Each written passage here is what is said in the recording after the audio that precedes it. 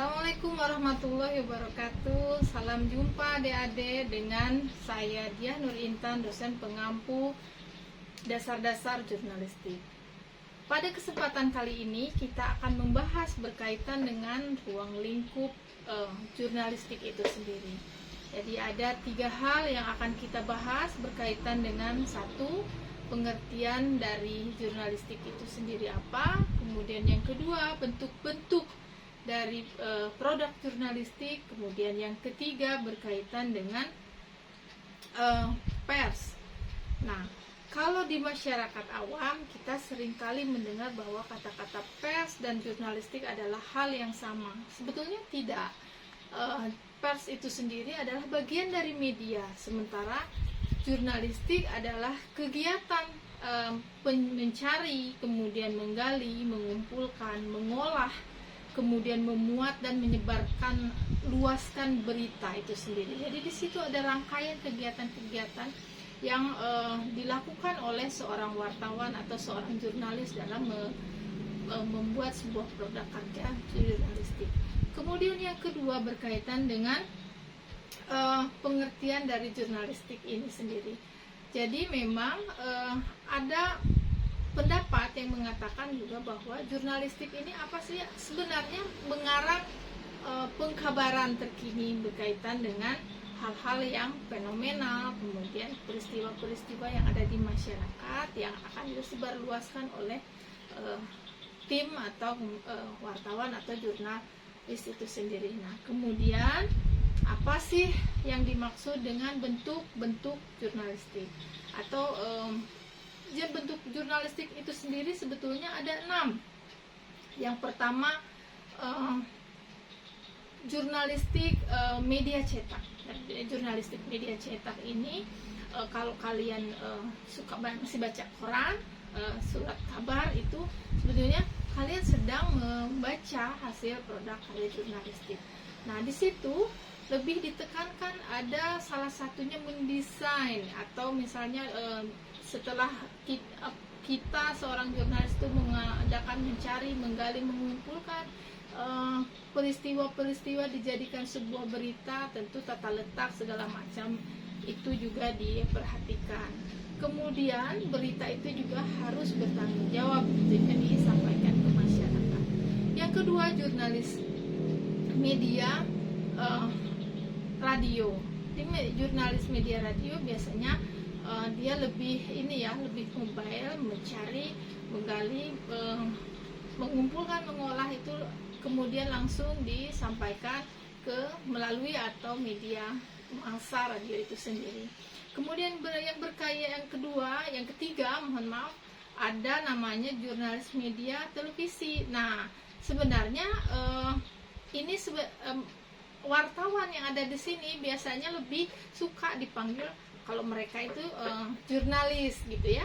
Kemudian pembeda antara jurnalistik cetak dengan televisi. Nah, kalau cetak dia lebih dipanggil wartawan seperti itu. Kemudian yang keempat, kita juga mengenal jurnalis media online. Online ya tentu disebarluaskannya melalui media online ya. Kalau misalnya di beberapa beberapa link-link di internet itu kan selalu kita melihat kabar-kabar dari media online. Itu sebetulnya media baru yang muncul begitu mendadak dan sedang booming tentunya. Kemudian yang kedua berkaitan dengan produk jurnalistik itu apa sih, Bu? Nah, yang pertama ada tajuk rencana, kemudian ada karikatur, ada pojok, ada artikel, ada kolom dan surat pembaca. Dalam tajuk rencana itu sendiri adalah sebetulnya opini resmi dari media berkaitan misalnya dengan peristiwa yang fenomenal yang ada di masyarakat, sehingga ada pernyataan resmi dari media untuk membahas, merespon hal-hal tersebut. Kemudian ada itu yang namanya karikatur. Karikatur sebetulnya memang pendapat atau opini seseorang yang diekspresikan dengan wajah yang berlebih-lebihan biasanya. ditujukan untuk menyindir atau misalnya untuk mengetuk pintu orang yang yang dituju, biasanya seperti itu. Biasanya kalau kita melihat di koran-koran itu kan suka ada karikatur dengan wajah yang aneh, tapi kita sudah bisa melihat bahwa karikatur itu ditujukan untuk tokoh siapa, tokoh A atau tokoh B, seperti itu. Kemudian ada juga yang namanya produk pojok. Pojok itu sebetulnya sih semacam pernyataan singkat dari seseorang berkaitan dengan opini dia. Kemudian ada juga namanya artikel. Nah, dalam artikel ini juga kita akan mengenal banyak, ada namanya artikel tulisan opini seseorang. Tulisannya seperti apa? Ada yang berupa tips-tips gitu ya.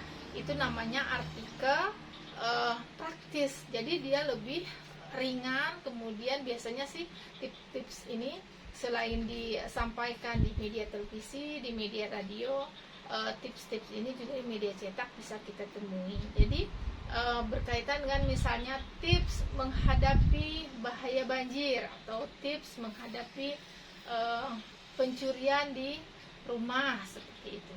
Atau kemudian ada juga artikel ringan. Artikel ringan ini biasanya sih rubrik anak ya, lebih sederhana, lebih ringan bahasanya. Tentu tetap itu adalah pendapat seseorang yang sedang mengekspresikan dalam sebuah artikel.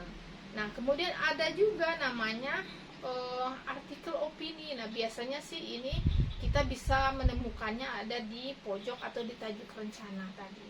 Dalam sebuah kolom surat kabar itu biasanya disampaikan di tajuk opini seseorang berkaitan dengan kejadian-kejadian yang sedang fenomenal saat ini. Kemudian juga ada artikel berkaitan dengan analis ahli. Nah, ini biasanya seorang ahli sedang merespon atau dia sedang mengupas tajam tentang pemberitaan hangat yang sedang berlangsung di masyarakat pada saat ini. Biasanya ini lebih disukai oleh pendengar, pembaca, karena dia punya magnitude seperti itu, nilainya itu karena dia seorang ahli. Tentu kita akan mendengarkan, menarik, membuat hal yang dia sampaikan itu menjadi viral, kemudian bisa menjadi sesuatu yang kita ingin dengarkan, seperti itu.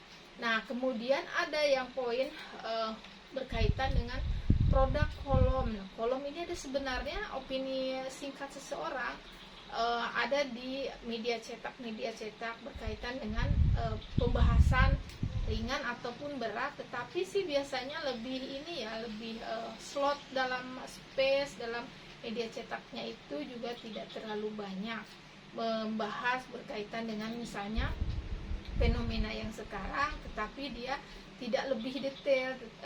Dia biasanya sih lebih to the point, langsung ke persoalan.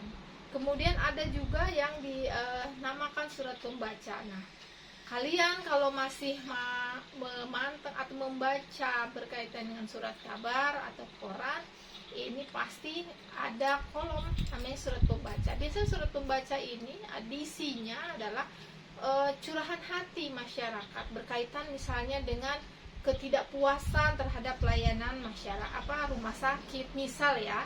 Kemudian ketidakpuasan seseorang, biasanya kolom pembaca ini lebih berkaitan dengan misalnya ketidakpuasan masyarakat. Boleh juga semua hal lah yang ditemui oleh masyarakat, kemudian masyarakat ingin menyampaikan ini sehingga harapannya bisa didengar oleh misalnya pemerintah, oleh orang yang dia tuju dalam tulisannya itu. Dan biasanya kalau sudah masuk kolom pembaca, kalau di masa lalu ini suka menjadi perhatian pihak-pihak tertentu, pihak-pihak dari pemerintah untuk bisa merespon, menindaklanjuti dari kolom pembaca. Oke, sampai di sini dulu. Jumpa kita lain waktu, akan kita sambung. Sehat selalu, jaga kesehatan. Semoga kalian tetap bisa berkuliah dengan ibu, kemudian masih tetap bisa melaksanakan kegiatan-kegiatan, tetap jaga protokol kesehatan walaupun pandemi sudah melandai. Akhirul kalam, wassalamualaikum warahmatullahi wabarakatuh. Bye bye.